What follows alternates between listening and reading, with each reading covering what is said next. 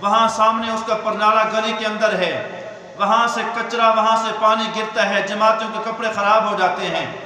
آج بھی بہت سارے لوگ نماز سے رہ گئے ہیں۔ کس کا گھر ہے؟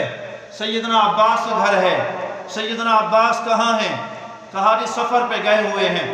کہا ٹھیک ہے، عموم بلوا ہے، لوگوں کو پریشانی ہے، نمازیوں کو تکلیف ہے، میں عذر حکمران امیر المؤمنین ہونے کے فیصلہ کرتا ہوں کہ یہ پرنالہ یہاں سے اکھاڑ کر دوسری جگہ لگا دیا جائے۔ مستری گیا، وہاں سے پرنالہ اکھاڑا، پرنالہ اکھاڑ کے دوسری جگہ لگا دیا۔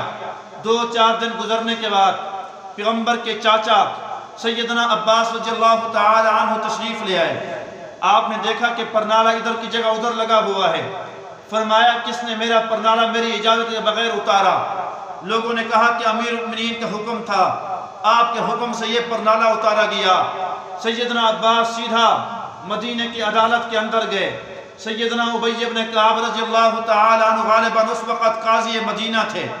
جا کے قاضی مدینہ کو کہا قاضی مدینہ مجھے آپ کے پاس ایک دعویٰ درج کرنا ہے۔ کیا دعویٰ ہے؟ کہا میرے مکان کا پرنالہ عمر بن خطاب نے میری اجازت کے بغیر اتار کے دوسری جگہ لگایا، مجھے اس سے پوچھ کر کروا کر دے کہ کیوں اتارا گیا۔ سیدنا ابی بن کعب نے مختصر کر رہا ہوں کہ وہ 2 بندے بھیجے، کہا عمر کو بلا کے لے آؤ۔ امیر المؤمنین خلیفۃ المسلمین تشریف لے آئے تو ابی بن کعب آپ اٹھے نہیں، آپ نے استقبال نہیں کیا، اپنے کرسی کے اوپر جلوہ افروز تھے۔ کہا عمر امیر المؤمنین اپنی جگہ پہ ہے، خلیفۃ المسلمین اپنی جگہ پہ ہے، لیکن ابھی مجرم بن کے آیا ہے۔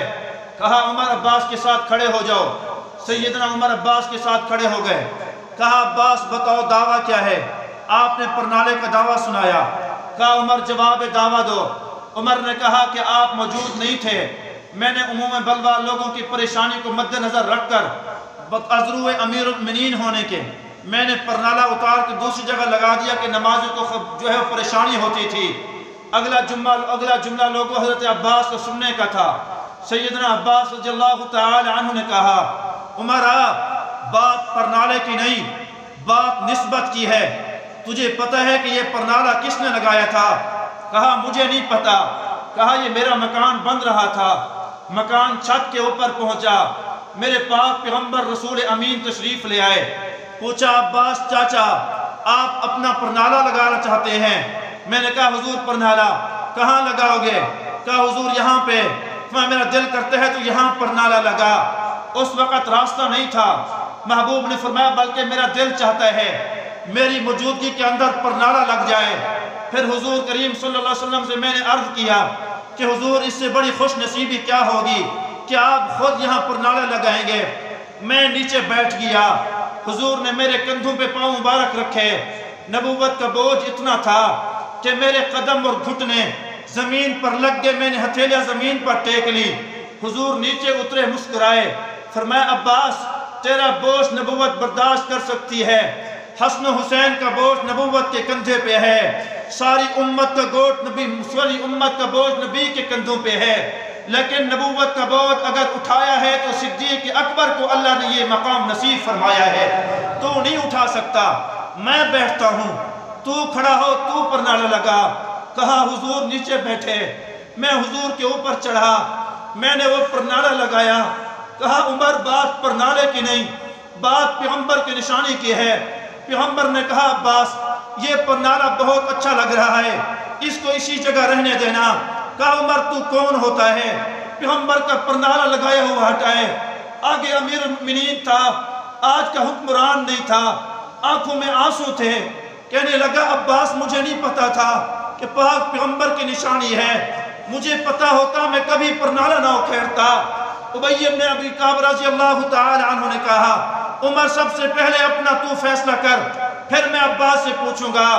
سیدنا عمر بن خطاب نے کہا فیصلہ میرا یہ ہے کہ میں اسی ٹائم سارے مدینے والوں کو جمع کروں، جب سارا مدینہ جمع ہو جائے پھر میں گارہ بناؤں، میں گارہ بنا کے پھر نیچے بیٹھوں، عباس میرے کندھوں پہ سوار ہو، پھر وہ پرنالہ لگائے۔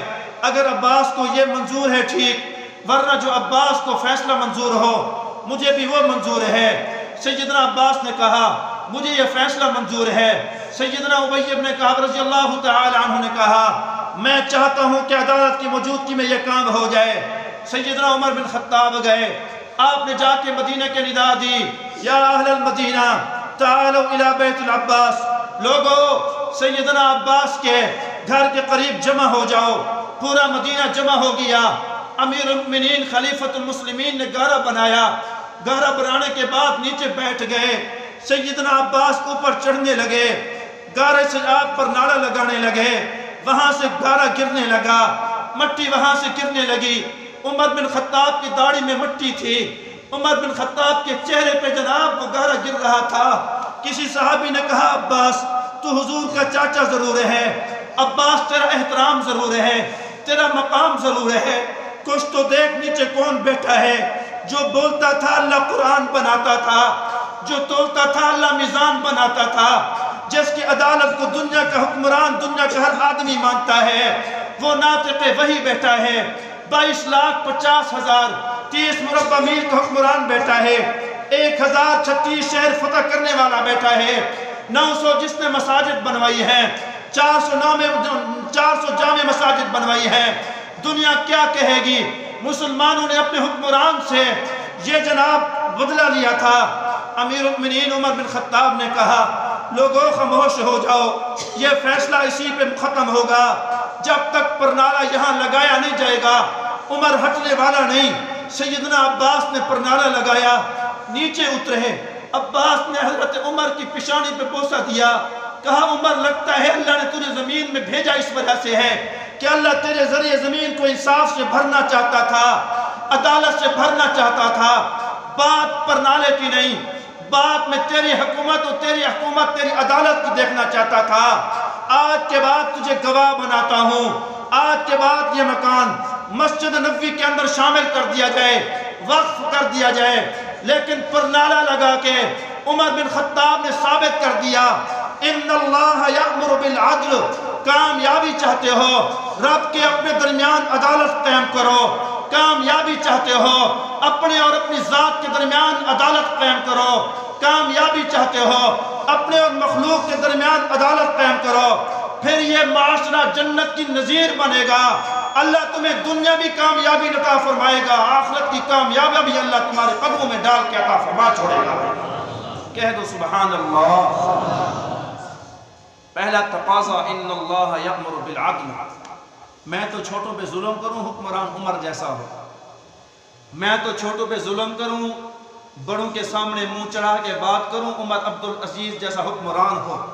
بھائیو پھر عثمان جیسی رعایا بن جاؤ، 10واں حصہ بھی عثمان جیسی رعایا کا تمہیں مل جائے، پھر دیکھنا اللہ تمہارے لئے کیسے نیک حکمران تمہیں نصیب فرماتا ہے۔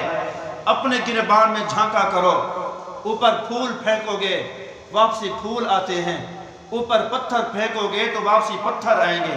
اعمال اچھے جائیں گے، حکمران نیک آئیں گے، اعمال ہماری طرح ہوں گے، پھر حکمران بھی آج جیسے ہوں گے۔ پہلا تقاضا ہم خطبے میں بار بار اس آیت کی تلاوت کرتے ہیں، ہر خطیب ہر جمعہ پڑھتا ہے ان اللہ یأمر بالعدل۔ اللہ نے ہمیں عدالت کا، انصاف کا اللہ نے حکم فرمایا ہے۔ اللہ مجھے آپ کو عدالت کے اس پہلے تقاضے پر، دوسرے پر، تیسرے پر عمل پیرا ہونے کی توفیق نصیب فرمائے۔ دوسری بات کا انشاءاللہ اگلے جمعہ عرض کریں گے۔ اللہ پاک جو کچھ کہا سنا گیا عمل پیرا ہونے کی توفیق نصیب فرماوے۔ وآخر دعوانا الحمد